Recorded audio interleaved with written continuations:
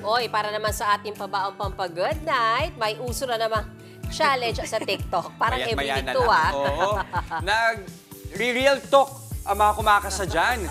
At eto mga kapatid, bawal ang pikon sa Suspect Challenge. Panoorin natin yan sa report na to.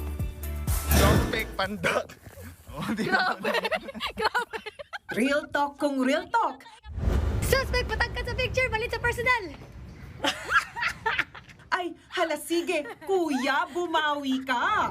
Suspect nakatalikod pero parang nakaharap. Ay.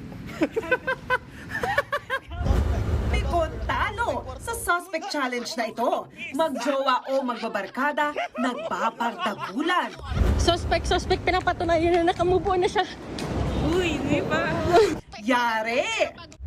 Ang challenge, isa-isang dinidescribe ang mga TikToker gamit ang style ng mga polis kapag tumatakbo ang mga suspect. Suspect, mahilig magharap ng booking sa GF. No, may personal to. Talagang mapapahinto ang suspect sa katotohanan. Kung meron namang namemersonal, meron ding made with love. Suspect, laging sumisilip sa kwarto ko ng madaling araw kasi tinitignan niya kung humihinga pa ako. Kasi mahal na mahal ako ni Nana. Ba't mo ba ako lagi sinisilip?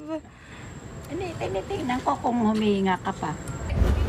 Pati ang bini, kumasa. Suspect, fruit salad, sunod sobra na lang ihahain pero kinabukasan nakakainin. Suspect. Mga kapatid, may Los Baños po. Huwag magpahuli sa mga balita at impormasyong dapat ninyong malaman. Para sa mas malawak na balitaan at diskusyon, mag-follow at mag-subscribe sa social media pages ng News 5.